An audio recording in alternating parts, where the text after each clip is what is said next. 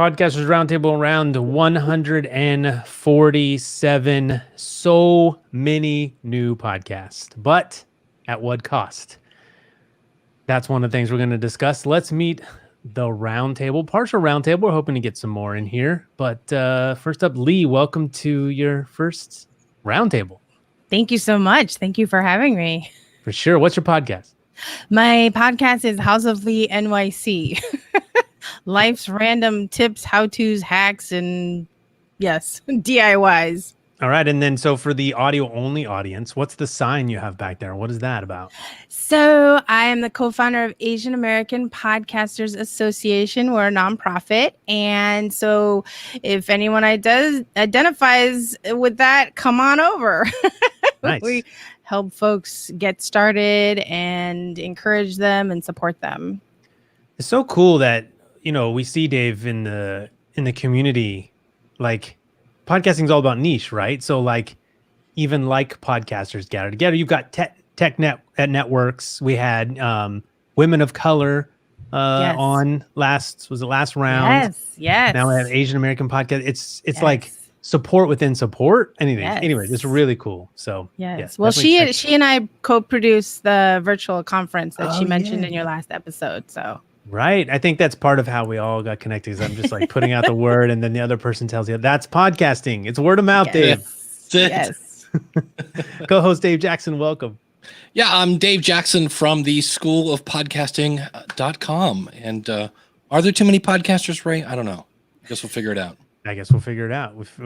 This is like a 30-minute sitcom where we present a problem and we solve it within 30 minutes. And we get double. We get an hour long. So, yeah. All right. And also new roundtabler, Kimchi, welcome.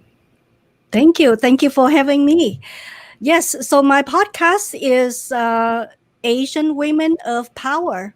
And we focus mostly on the cultural aspect of Asian American. And so that's my podcast is very niche. Yeah. You know, it's focused on the Asian culture. So thank you. I think you can always niche more, right? I think we can always even go further, right? And Yeah. you know what? Here we go. Here's a topic that wasn't on the list, but we're going there because it's the roundtable. Because you just reminded me of something. Like how niche do you think? How niche is too niche, right? Because I think people get stuck here when they're starting a podcast. They might be super specific, but they're scared that that's where they are sort of stuck, right? If they do it, they're stuck. Like that doesn't exist in podcasting, Dave, right? Like there's no finals in podcast. It's not like, well, we're going to put $1 million in this thing and we can't change it, right? This doesn't work that way. Well, and you can always change it. You know, I think of Lee Silverstein for years had the colon cancer podcast. And after doing it for years, probably 5 to 7 years, he realized that like when you have cancer, it's you and your family. So he just rebranded it to We Have Cancer. Cause really when you have cancer, so does everybody else kind of. And so, you know, and nobody punched him in the face. You're allowed to change your podcast. Nice. Bandrew says it's not a sitcom without at least 10 minutes of advertisements per 30 minutes of programming. Well, Bandrew, thanks for mentioning it because our today's sponsor is. Let's talk about FreshBooks, shall we? I think we just did a commercial for Bandrew, so we've got one commercial in. All right, so Lee or Kimchi, when your podcast, you know, or Kimchi, you said it was very niche. Like exactly who would you describe as the audience member? Who would listen to your show? Well, ideally at the beginning, I would like Asian American women to listen to it so that they can learn how to adapt to the American culture, right? So that is my thought at the beginning. But later on, I noticed that I have guys friends who are Asian, and they're listening to it because they relate to the culture aspect of it. And the more I share, the more I found out that there are other non-Asian who are listening to it to learn about the Asian culture. Let's say I have a friend who is the God, a pharmacist in Canada. And I met him at one of the events, and I shared my podcast, and he listened to it, and he appreciated that so much. He said, Kimchi, I never thought that I would relate to Asian as much as I would after listening to your podcast, because I feel that it, the stories and whatever you share help me understand your clients, or the people who coming from different countries or from Asia. Right. And so did you change anything after you started making these discoveries? Like, did you say, oh, maybe I'm too niche and I need to open up, or I'm exactly where I am and people are finding it? Why change if they like it? I mean, did it change anything about your podcast, finding out there were more than just Asian American women listening to the podcast? Did you change your show at all? Well, I modified it a little bit. So the first season, I call it the first season, which is the first year. First year I finished. I did it. I interview individual, so I focus more on their individual stories, on where they came, where they're coming from, and what challenges they have faced, and how did they overcome it. And then the second season, I met more Asian American. I was in a group called Asian Hustler Network. So I invite a lot of Asian hustlers, which is, which are like, they are young Asian American. And I found out a few of them are not American, but they are, they join the group. So I invite, a group of them to be on my podcast as a panel. So I interview them, like I would ask them the question, and it's just like you here, Roundtable, right? One of them answer the question at a time, and it's really empowering, because they see that, wow, they're not just by themselves. They see that there's a bunch of us feel the same way, that we need to join forces, that we need to step up. We had some challenges growing up here or born here, and how we can move forward as Asian American. So that's that. I finished that, and then I'm next year will be my third season. So I'm thinking about how would I change my show, but still remaining the purpose of my podcast. Mm-hmm. Yeah, Lee, what do you think about that? Or did your show start super focused and widen, or did you think of any of that when you're starting a podcast?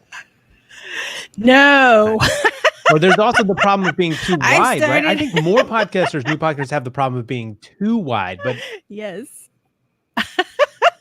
I started quite by accident. So I had no plan when I started. How long ago did you start? So, what, 2018? Okay. Yeah. So I had, like most people, you have an idea and then you take forever to get around to actually doing it, right? But the person who would listen to my show probably owns a Dremel, goes to the Container Store, likes to come up with hacks. Oh, the person who really would enjoy my show would always go to Radio Shack, alas. Not anymore, I guess, right? They're all gone, right? Yes. Oh, I was just lamenting that the other day. Not brought to you by Radio Shack. That's for Andrew. It brought to you by the Radio Shack we wish we still had. Right. Exactly. I need some cables. I need cables. I need some cheap RCA quarter-inch converters. Exactly. Come on. All podcasters know the Radio Shack. They had to run out. They're like, oh my gosh. I need this cable. Right? Run out. Gosh. The only place you could run out and get that weird cable you needed. Exactly. So and that's 2 commercials per Dan joke. And then get barraged, What do you mean you don't need any batteries? I don't Right. need any batteries. Wait, did you get up? Did you used to get upsell Always. at Radio Shack? I don't remember Yes, that. they're always. always pushing the Oh. batteries, And the then when- 16 pack or Wait, the. is that why I have 30 artsy cars stuck in the closet? Oh my doing gosh. What was great is at one point they finally raised their hand and went, "Okay, we're sorry. We're Right. not going to barrage you anymore about batteries."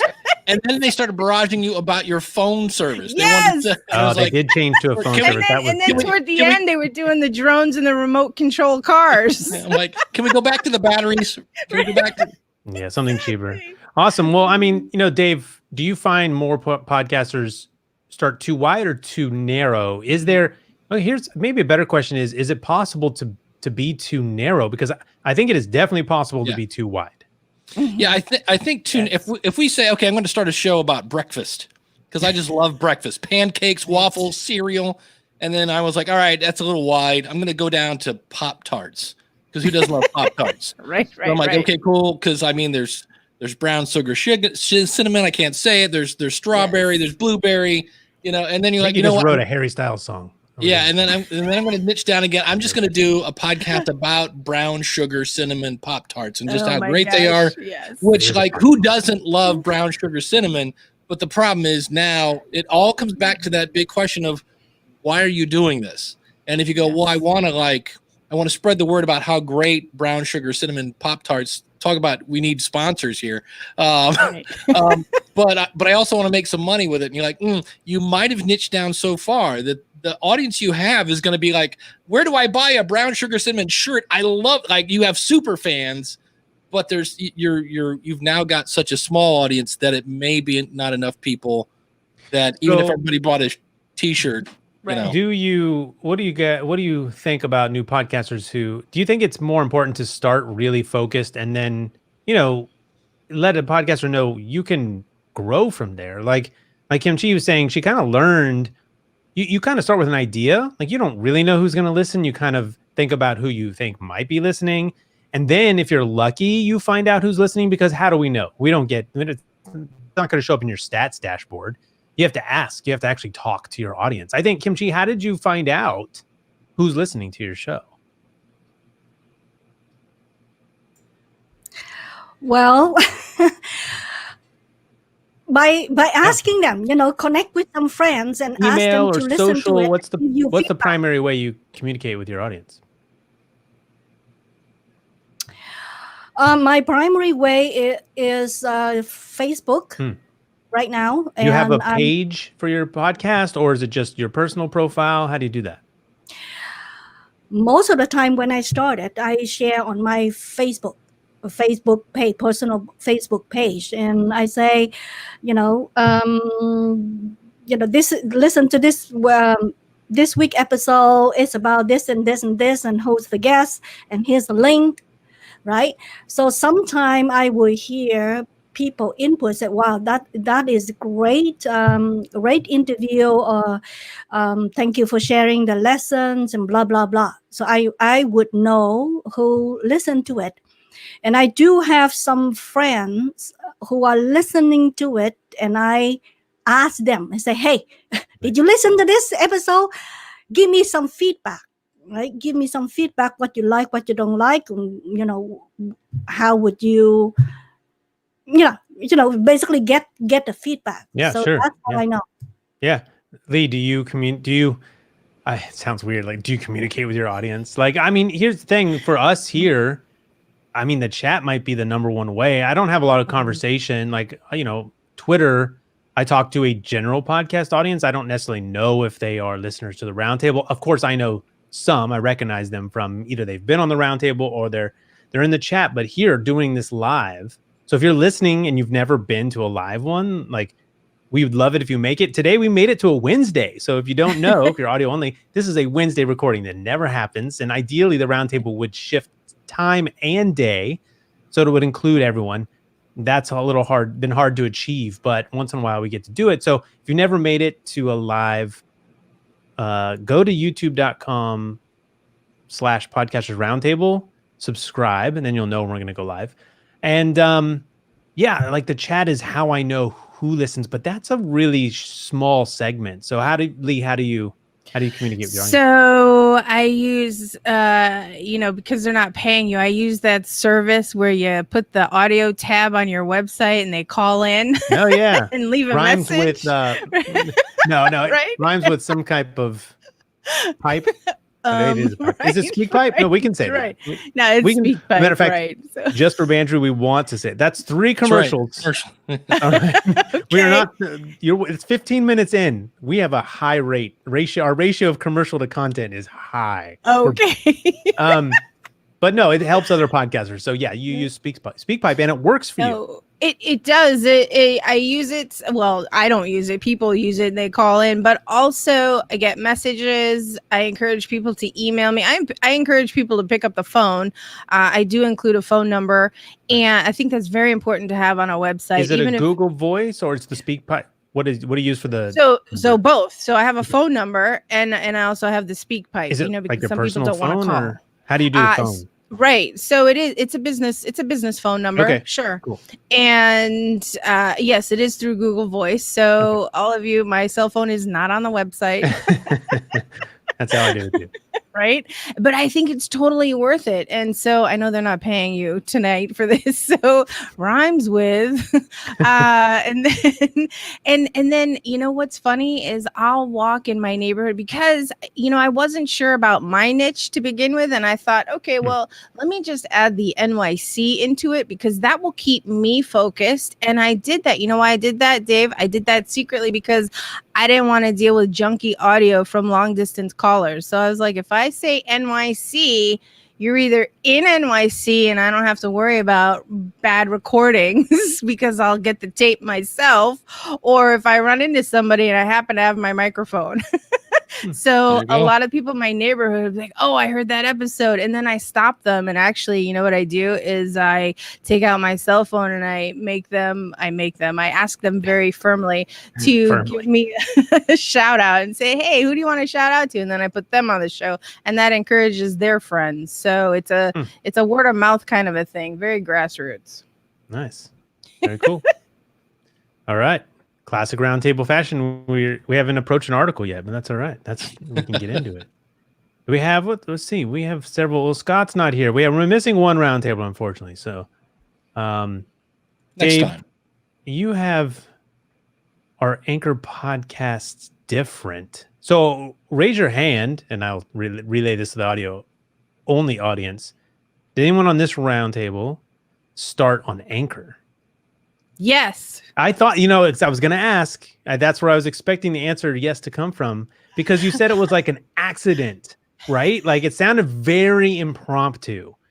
All right. Well, tell us how that. So she's one of the, what do we see, Dave? Like 11% or something that survive Anchor. But as soon as I realized what was going on over there, I quickly, within a week, canceled it. And I not only did I say I'm out, but I wrote them an email that says delete my account immediately. What I'm curious though is because you kind of said have idea, hard to get it executed, but you did, it was an accident. It sounds almost like, however, that, despite whatever anyone thinks about Anchor, it did get you started. Yes. And so I think that there is a silver lining in Anchor, in that it is encouraging more people to share whatever it is that's on their mind, or their message, or their service, or their product, whatever it is. And I think that that's great. And so, that's why I'm here today. Yeah, definitely. So Dave, what is this article? I just realized I have some of the stats backwards. 20%. Okay, I was going to do bad math, so it doesn't matter. The numbers. Yeah, 20% or less of Anchor shows have 10 or less episodes. So they're pod fading. 20%. Yeah. Then they said 15% of Anchor shows have more than 10 episodes. So a small percentage actually keep going. But then they said of that 15%, 25%, which is what, 4 almost, basically 3 point something of those podcasters pod fade. And what it basically, it was just this thing that James Cridlin put together, and was just saying that for whatever reason, people on Anchor, their shows are a little shorter, and they also don't put out as much content. And then that's where he came up with the one thing about, and there's only a small percentage that actually make it past 10. And I think that's just because they have, and And that's what he was trying to figure out. Is it because they don't have skin in the game because it's free or what? But he just also said that those statistics were not really far off from the overall, right? Yeah. So that's an interesting. That's very interesting because Right? see how we process and deliver information is very important, right? Because it sounds like Anchor is the issue here. Well, I didn't even think about that. Is it the issue? I missed that part. I think what he did, though, is he took a stat that Todd threw out and said everybody who started from 2005 to now, it was this huge percentage had pod faded. And I was like, okay, now let's take let's take the last year of Anchor and take the last year of people that are not an Anchor. Let's compare apples to oranges, because I don't think that's a wait. Did we get that? We don't have that number. No, I don't. I'd have to go back and. That's but too it bad. was so here. This is the crux of what I titled this episode, or this round. We don't use episode here. It's a dirty word. I'm just kidding. So many new podcasts, but at what cost, right? So we've seen an explosion. I don't know what the number is. Daniel, I think, keeps it on his.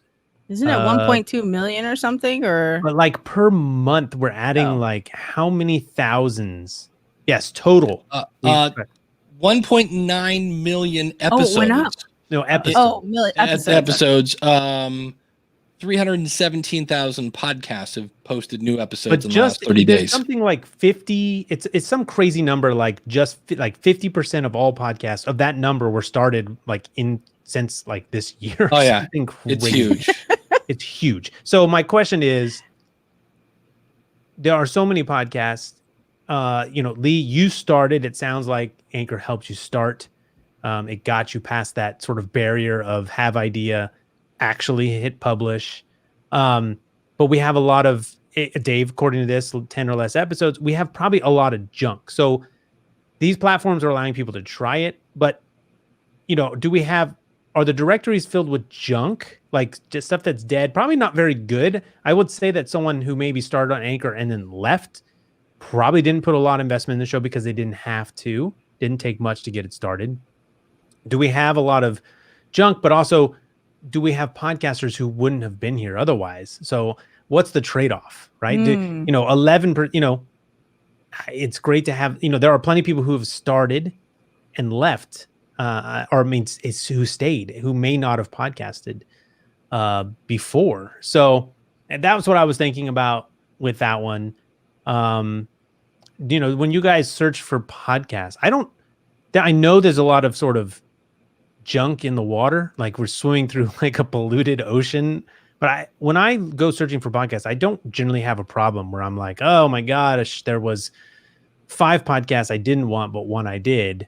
As podcast consumers, not producers, how do you find new podcasts? Kimchi, it's funny because I guess the bigger question is, as a podcast producer, do you listen to podcasts much? Because I feel like you're spending more time making podcasts. But Kimchi, how do you find new episodes? And do you find that there's a lot of stuff, maybe even in your niche? Like, are there a lot of other people who tried, some part of your spammy marketing term funnel? Like there's someone in your funnel where there's a lot of podcasts that were started and left, and then there's just a few of you who kept going. I don't know. Do you run into that as a problem?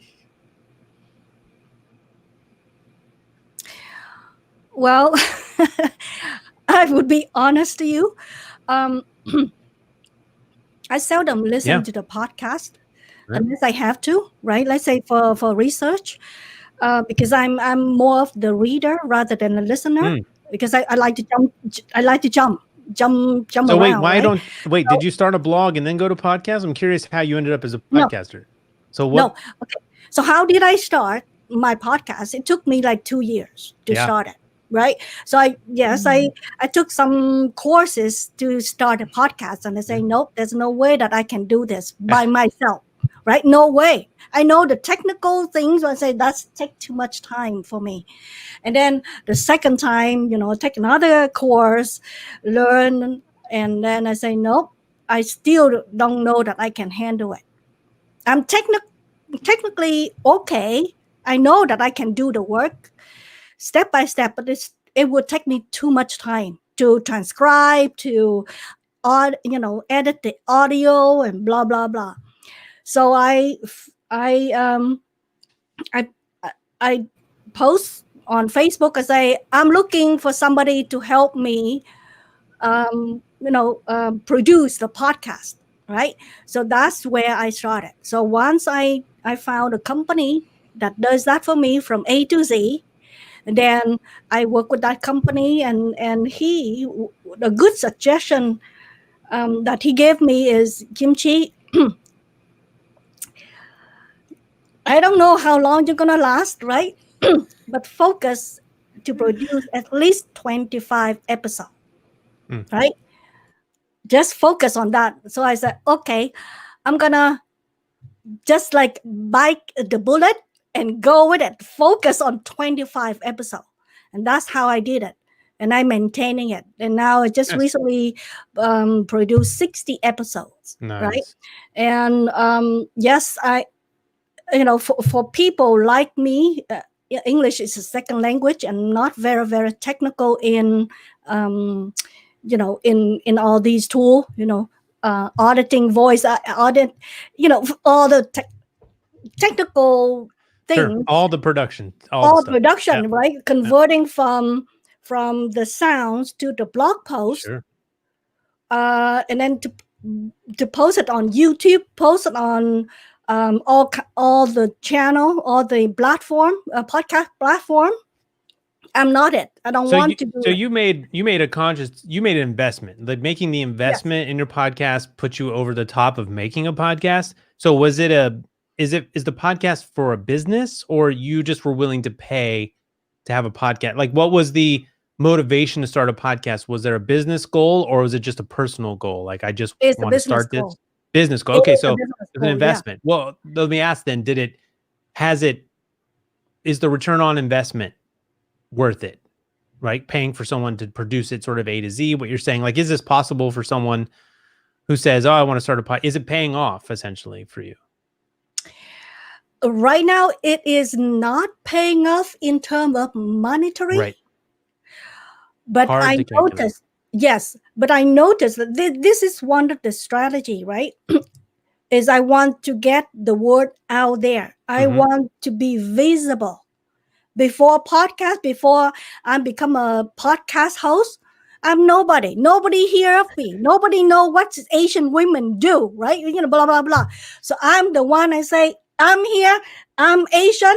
I still have accent. I speak with grammar. So what? Okay, bring it on, right? Nice. I'm going to show you all faces of Asian American and how you can learn from us. Right? And how we can learn from you. So that's why I say, I'm saying my podcast does have not given me the return of my investment yet, but in other way, it has given me visibility, tremendously visibility. Right.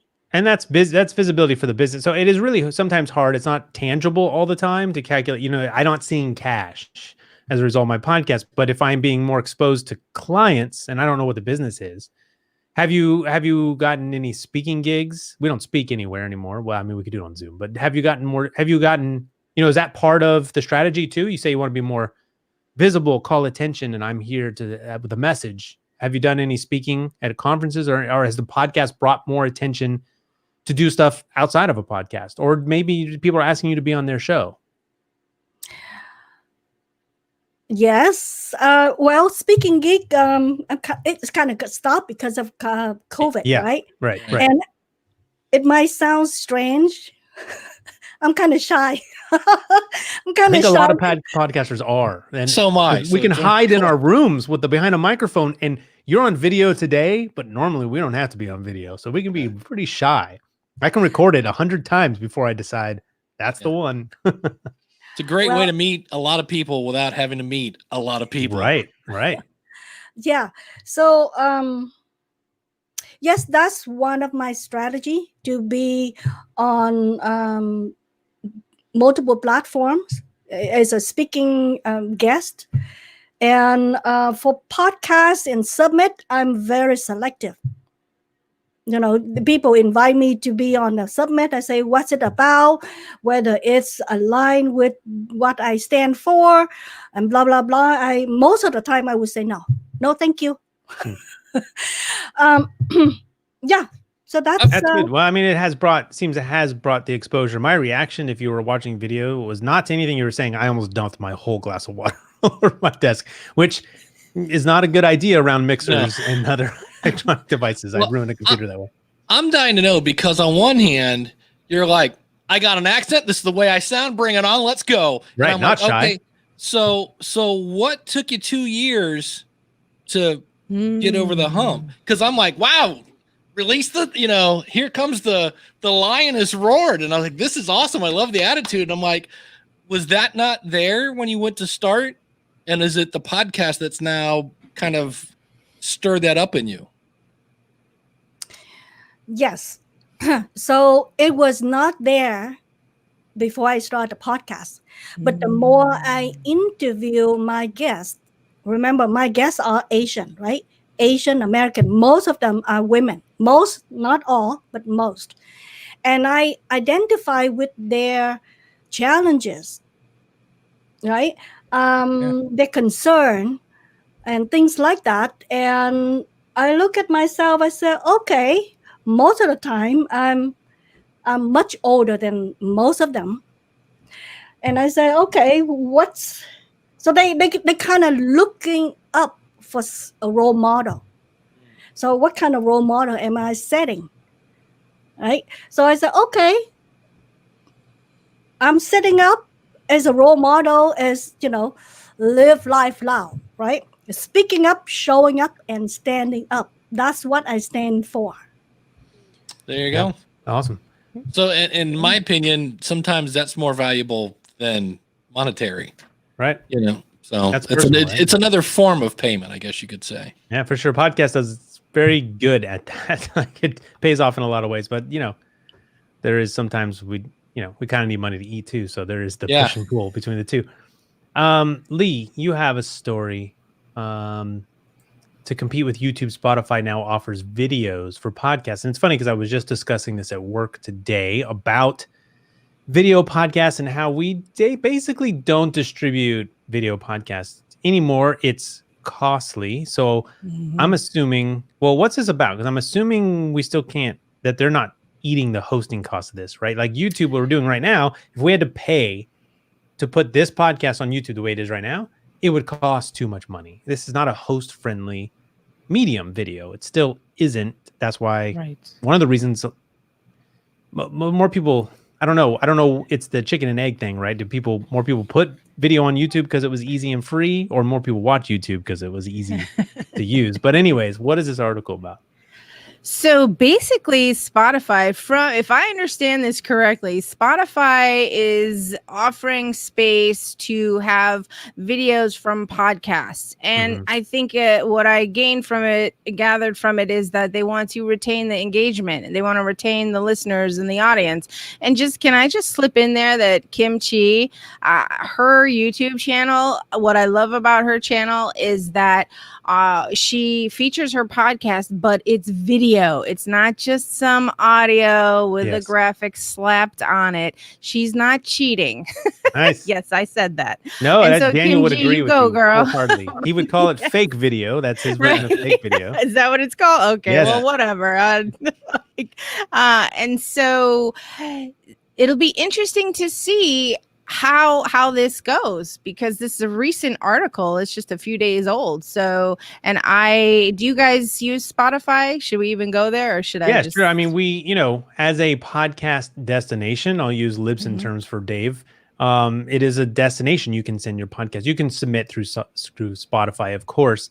But, as far as video, that really happened on Spotify. From what I know, it's because of Joe Rogan. They bought this show, which was massive on YouTube, which they're going to pull off of YouTube. That's part of the deal. And they still want to be able to deliver that. However, much different. Like, YouTube exists as a space that you get everything, and so when I think of video on Spotify, I think of the same thing I think of when I think of Apple video podcasts. Like, is that really a place that we get video from? Who's consuming their video through video podcasts? Now, I started as a video podcaster. I'm very much love the medium.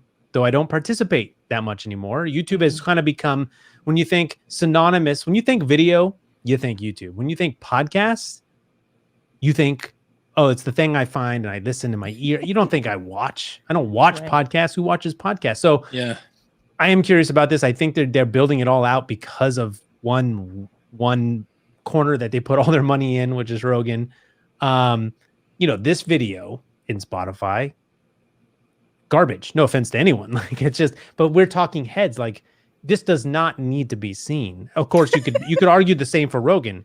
It's talking head. Who needs to see it, but yes, I have a face for podcasting. They're different. They're different. They're different in that what the Rogan show did really well is they broke up their 2-hour content into 5-minute pieces. And this is what I think really pulled people into the show on that platform. So I don't know. What do you guys think of this? Obviously, I mean, are you, Kimchi, maybe, are you going to distribute?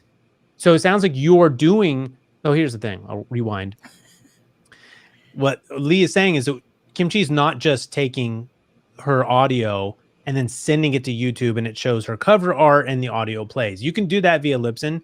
And there's a question of why not? Like, why not, right? It puts you on YouTube.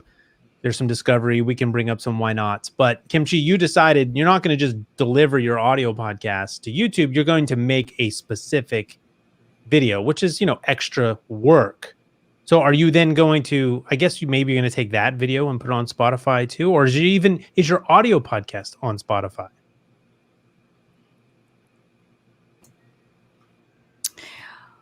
Well, I didn't produce. I mean, I didn't do all these work, right? I hired somebody to do it, right? So I'm looking at this way. It's you use what you have for multi-purpose, right? So when I interview on the podcast, is audio. So the audio, my team upload to all the podcast platform. Right. Video is for YouTube, because sometimes, especially like the panel, right? We want to see the person, what they look like. Are they trustworthy? Things like that, right? Asian, we want like to kind of judge by the cover. So we want to, that's relatedness, right? So we want to see people, and I heard that I think millennial, they like to see things, and then I share with you that I'm a reader, right? I like to read, and especially for Asian, right? Sometimes we don't catch what the person's saying in English. We tend to read it, and maybe we can refer to a dictionary to translate the word or whatever, right? So that's multi-purpose. So that's how I use blog posts for the podcast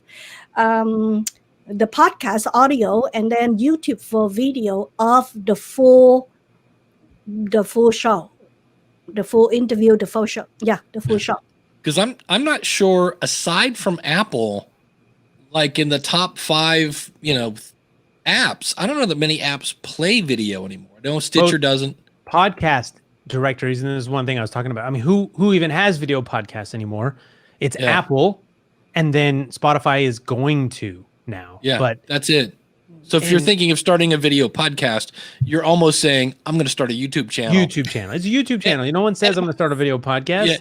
And I might throw it on Apple, maybe. Because what's the problem, right, Dave? Like, I have to host, if I'm going to host video files, even a SD file like 640, 360 for, and when we think podcast, we tend to think long format. YouTube, I think short format, right? And so, sure, could you redistribute that short thing you're putting on YouTube to a video podcast? Yeah, it's just another destination, but you're going to have to pay in that case. Right. You're going to have to pay.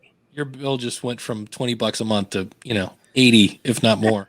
Right. It's just never been, it's funny because it's never been. So I said I started as a video podcaster.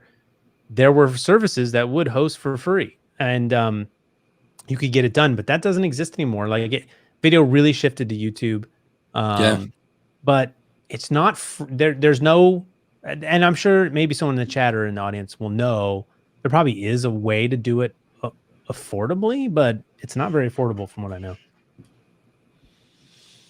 No, because if you throw it on, Amazon S3, Yeah, that's cheap Don't do that. hosting.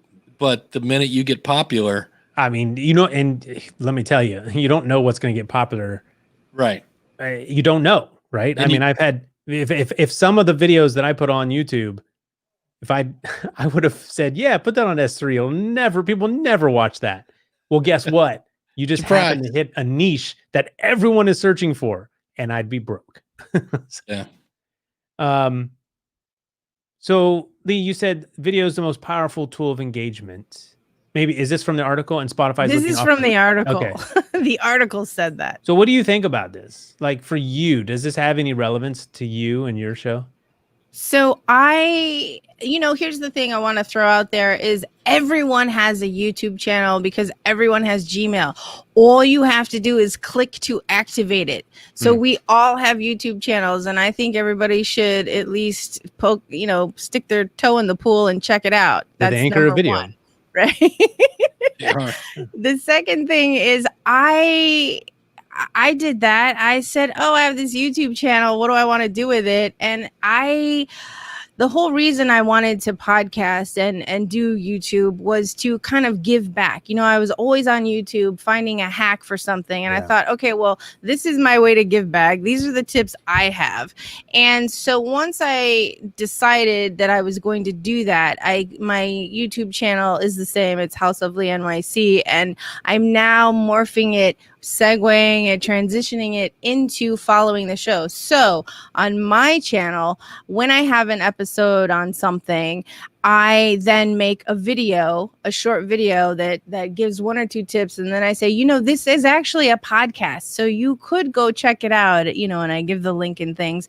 And then the cool thing about having a YouTube channel, though, is that you can make random short videos. You know how people do Instagram lives or Facebook lives? You can then throw that. You can, as Kimchi was saying, you can repurpose. If you make one video, you can put it everywhere for funsies or for, to meet your goal. So my long-winded answer is I love YouTube. I love video generally. I love video because, as Kimchi said, I know I'm referring to you a lot, right? But people want to see you. I want to know what the podcaster looks like. And, it's the whole, what is it, like, know, and trust factor? Yeah. I hope people trust me. I don't know, maybe, but I'm all for video. I'm all for video and not cheating. Yeah. So, I mean, here's the, can I just say that if podcasters are going to slap the audiogram and put it on YouTube, at least give some short 2-minute, 1-minute actual videos, because here's the thing that creates engagement, not just listening to audio. I feel. What do you guys think? I think it's a great point. And the other thing is, if you can't boil your episode down to 2 minutes, I would go, hold on a second, because I come from the school of when you do a presentation, even if it's just one segment of your podcast, let's say you do 3 different segments, every one of those segments you should say, like I did a talk at Podcast Movement once, and it was like every podcaster can benefit from editing their podcast. That was the 1 sentence thing, and then every slide reinforced that. So when you do that 2-minute kind of promo, you have to think like, okay, what was this really about?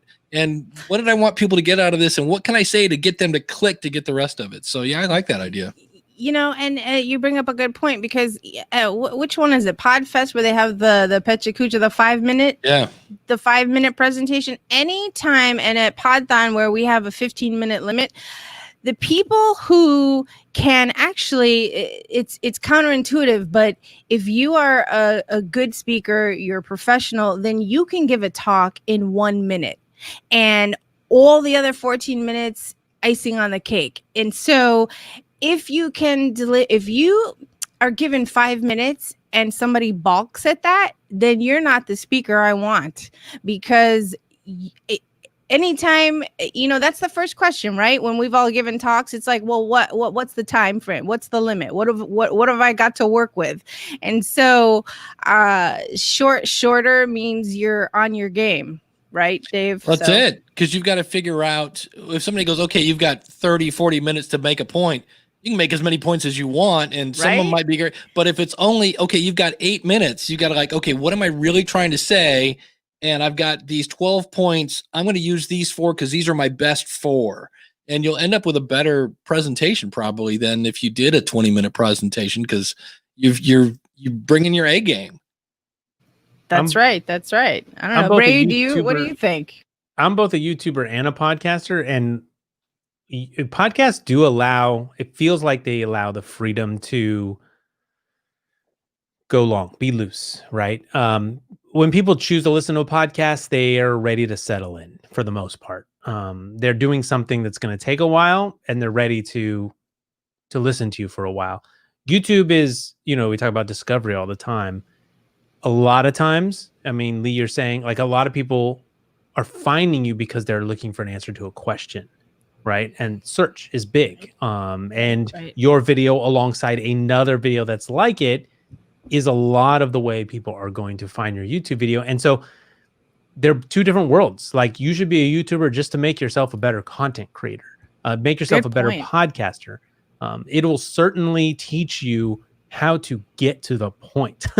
And, the coolest thing about my channel is that people thank me time and again for cutting through all the stuff they weren't looking for and That's right. giving them exactly what they want. So am I saying that's the only way to YouTube? Absolutely not.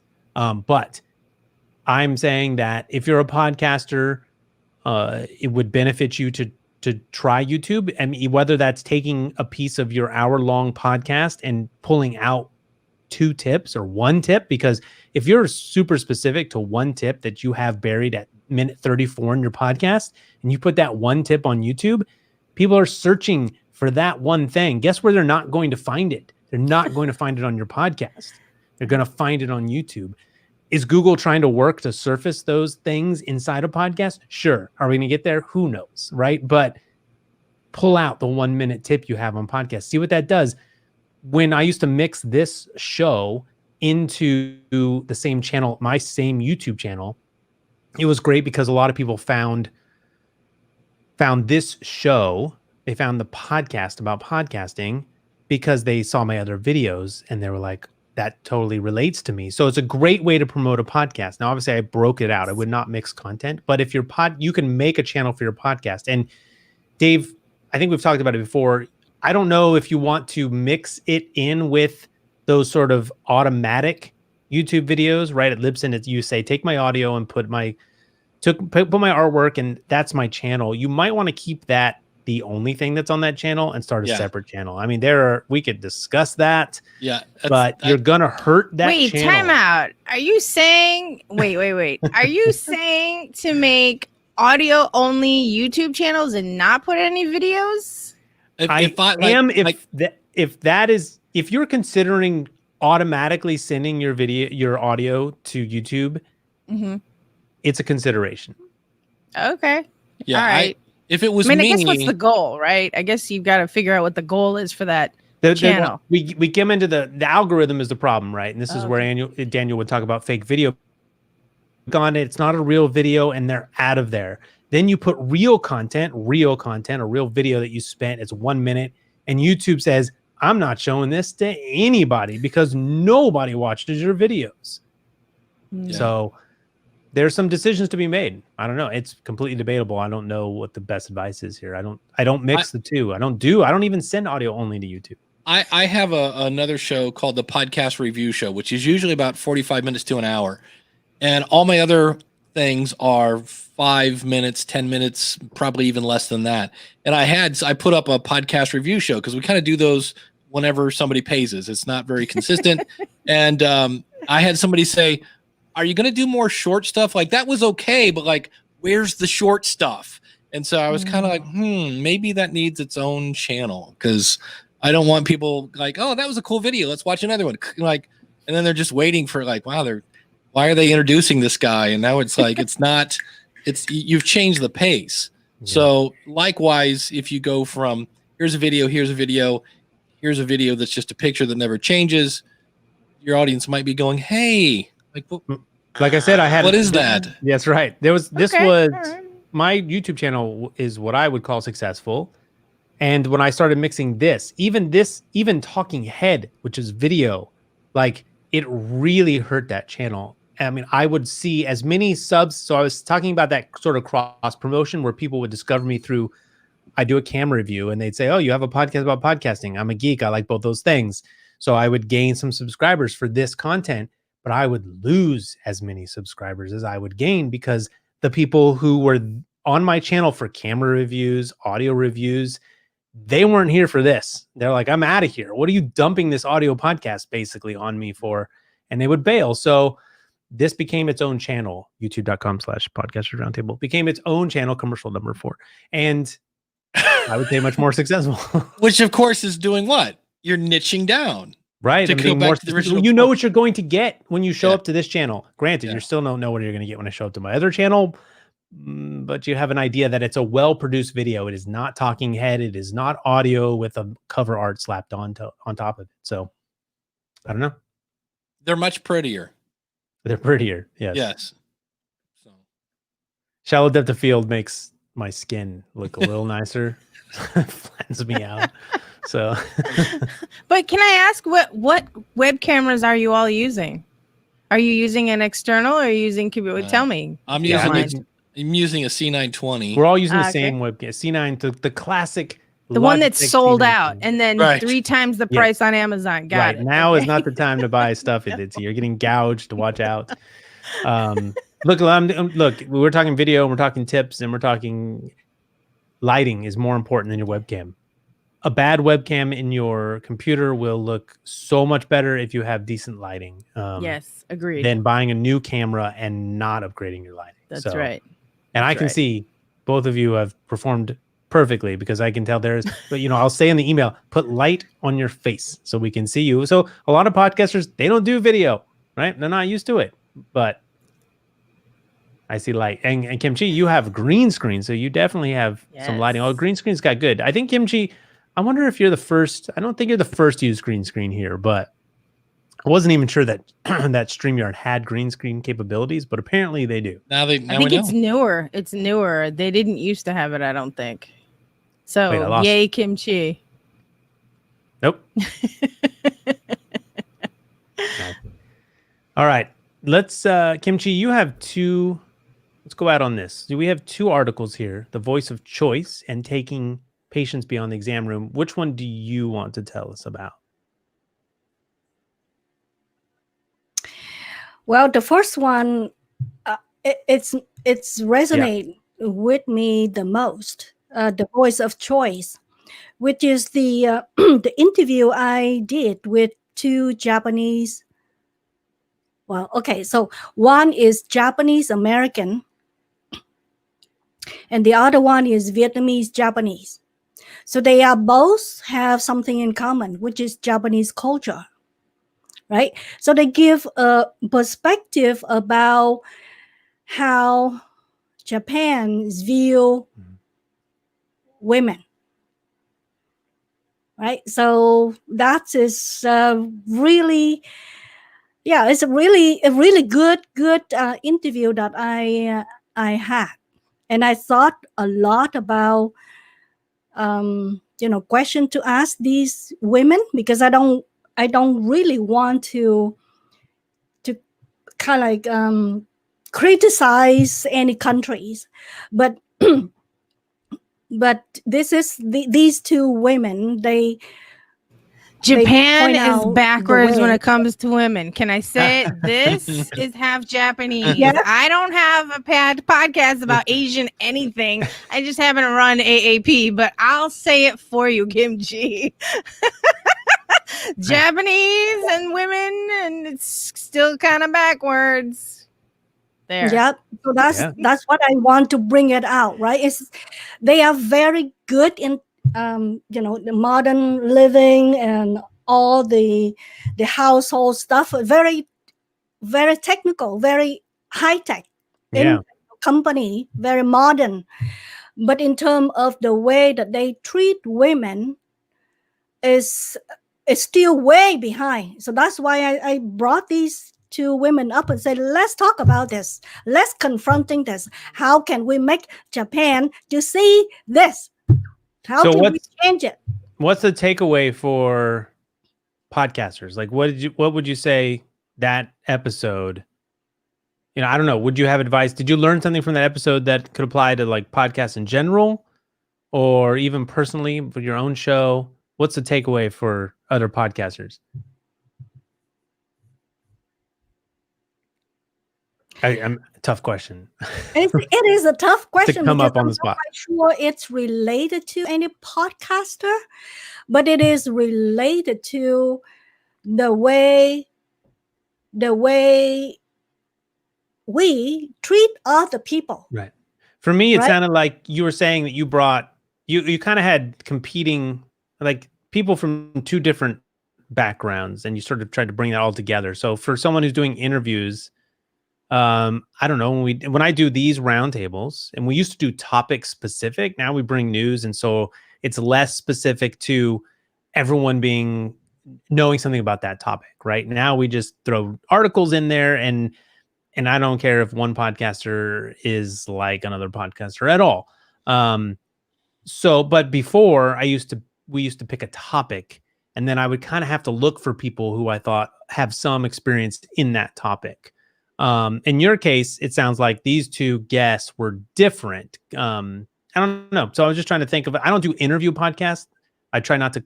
I don't think this is an interview podcast, even though I'm kind of asking an interview question. It's the roundtable. But for interview podcasters, which is, you said most of them are interviews. I don't know if there's any tips there for a way to sort of branch out your interviews or think differently about your guests or anything like that.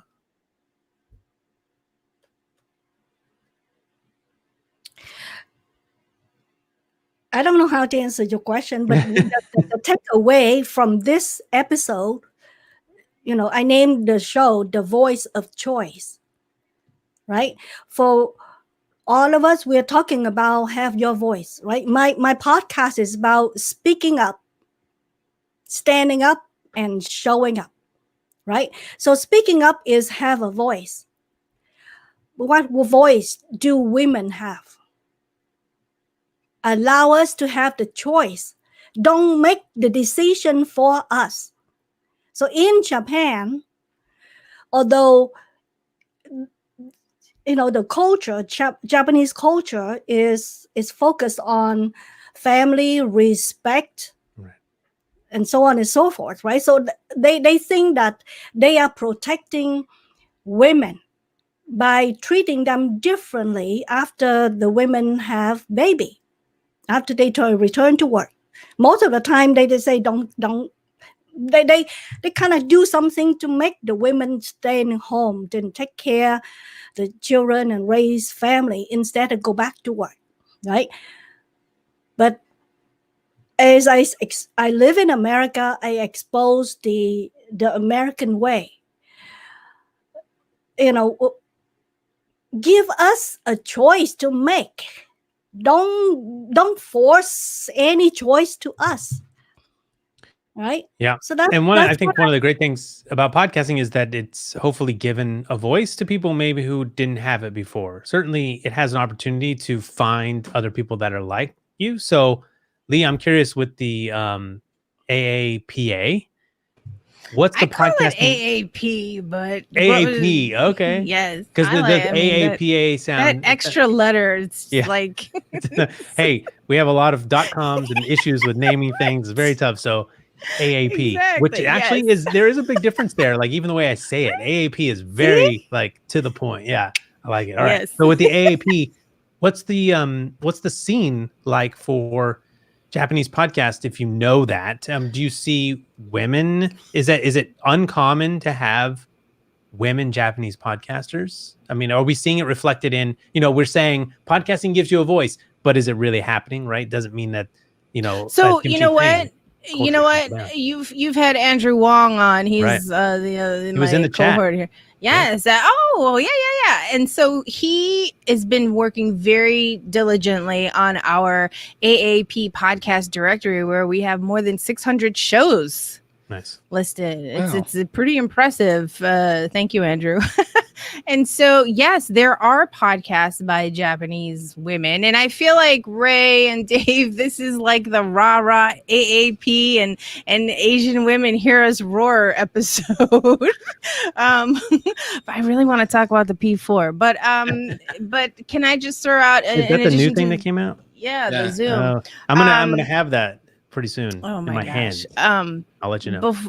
I would like to, can I give a shout out though to, it's part of my other article sort of, which is NPR has its contest annually for student podcaster. And so I'm a mom and I am a mom of a youngster who podcasts. I tiger momed him into it. Nice. And so he had to get into a good middle school. So I wanted to give a shout out to, because the winners are from middle school. They're the Dragon Kids Club here in Chinatown, and they won the middle school portion, and their podcast is called Masked Kids.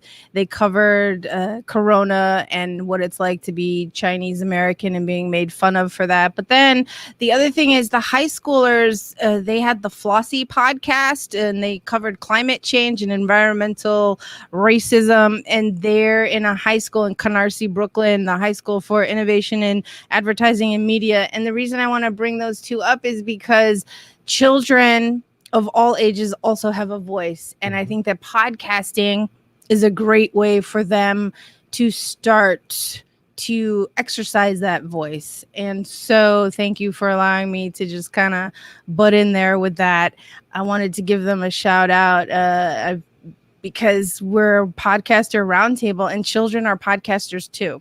Yeah. So, and I know you did an episode a couple years ago. Yeah. Kids in Podcasting, I think it was called. It was we let the kids take over. They were like teenagers, but they were amazing. I was ready to just give them the show. Like, here, take the roundtable. Like, you're more enjoyable to listen to than me.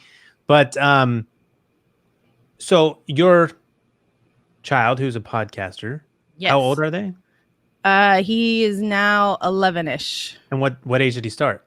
9. So what would be was that a good experience? Like starting, you have any advice there for the parents who are listening now who want to get their kids into podcasting? Yes. What was that like?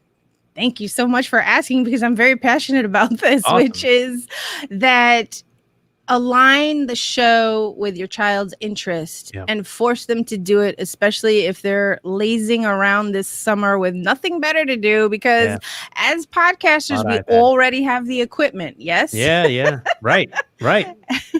They're probably interested in it too. It's somewhat interesting to them when there's a microphone and they get YouTube and they get Instagram. They get being out there.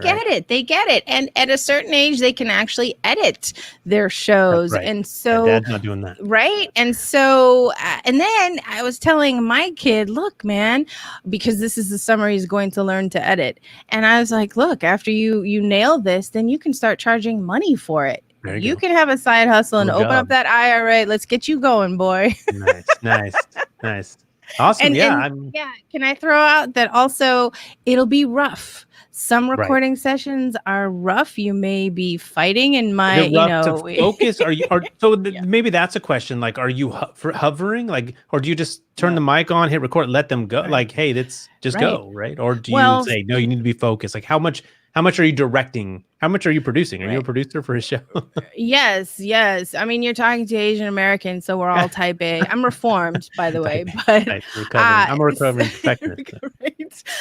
So here's the thing. I think it's good to introduce the idea, and if there's an inkling of interest, then push it. And then if there's no interest, but they need something to do, push them into doing 1 or 2 episodes about anything. Right. And then depending on the age. Yes. So now he's at the age where I sat him down and I said, okay, this is how you hit record. Have at it.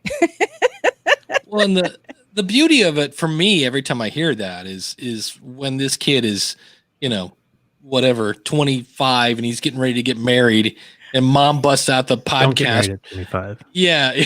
Mom busts out the podcast from 2020. Remember when you did the virus thing? Yeah. Yes. Yes, That's gonna be I awesome. I told him, I was like, well, you know what, honey, you can't stop because now you have to get into a good high school, then you have to get into a good college. So you're in it, man. You're on the treadmill. Good luck. Anyway, Don't So- pod fade. So Ray, you got to get your daughter up and going. Come on, man. Well, the thing slacking. is, she how wants, old's your she, daughter? She wants to be a YouTuber. She's 8. Oh. And Oh. and you know what? There's cash in that. So I'm like, look, Yes. you want to tear up some toys? We want to open some eggs and show what's in there. You and me are going to be rich kids. So Yes. he's a cash cow. I'm not. It's not for her. It's for me. I'm going to change my channel completely.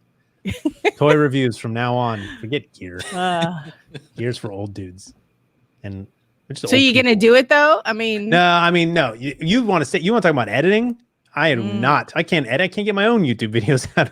Edit. So she can start a channel when she can edit. I think that's actually the that's the threshold. That's the threshold. That's great. You want to start a channel? As soon as you can edit. And then they'll just go to TikTok and make their own videos. Here's the best deal. Mark DeCote does he's the guy behind podcastbranding.co. He paid for the class. 5th commercial. Yes, for his daughter to take what's the Adobe video thing? Yeah. Adobe Premiere. Premiere. Creative.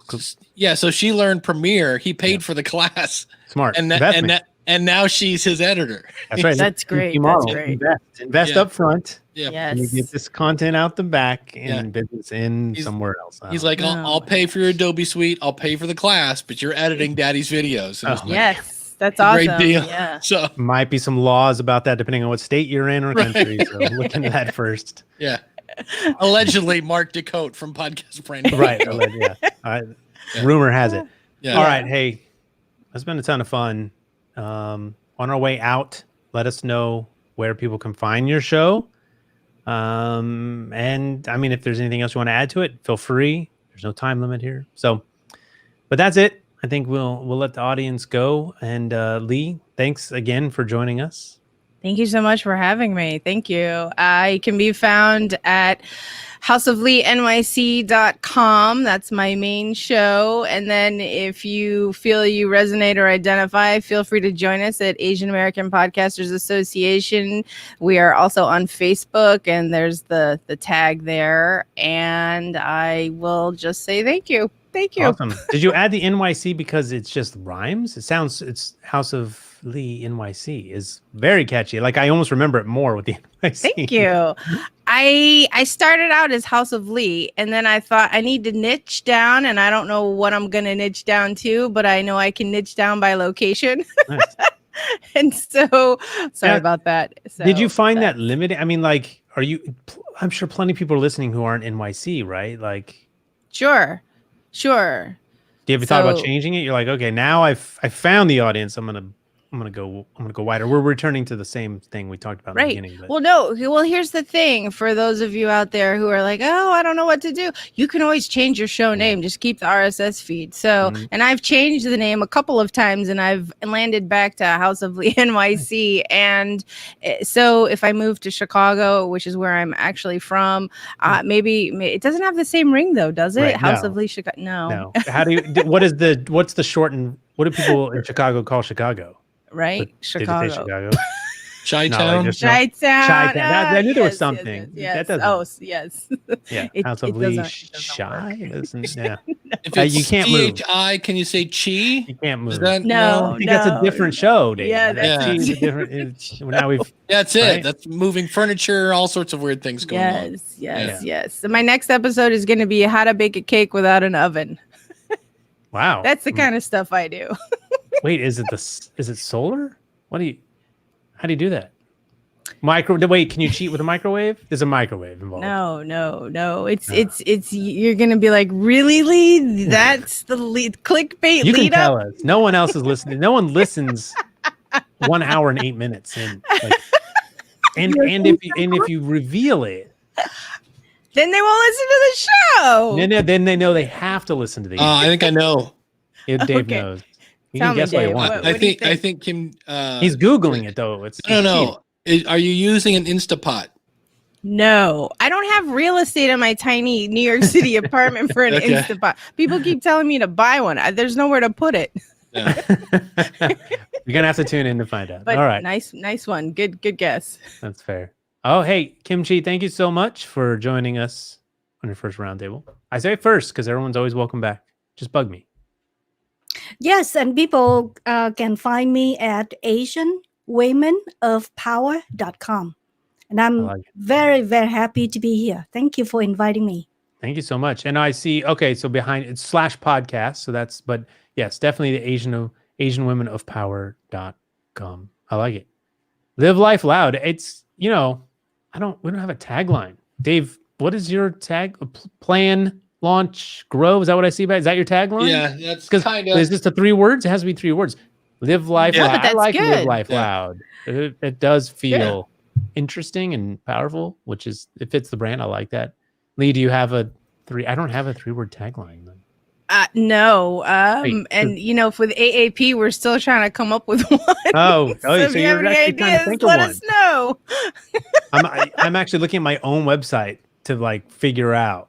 Do I have a tagline? What is our- the podcaster studio? I mean, with House of Lee MIC, it's life's randoms tips. Yeah, but that's not like 3. Right. No. It doesn't have to be 3 words. I got nothing on that.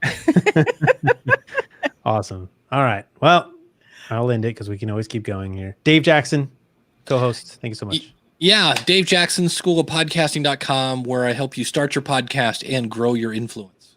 That's my official tagline. I came up with that after I did the banner thing, but you got to have the 3-word thing. So in that case, it's plan, launch, grow. Gotcha. Especially the grow. Yeah, especially the grow. Hey, grow as you go. That used to be my tagline, but it was not a podcast tagline. It was just more of a. Your tagline was start a podcaster too. Oh yeah, people yelled at me because then they were.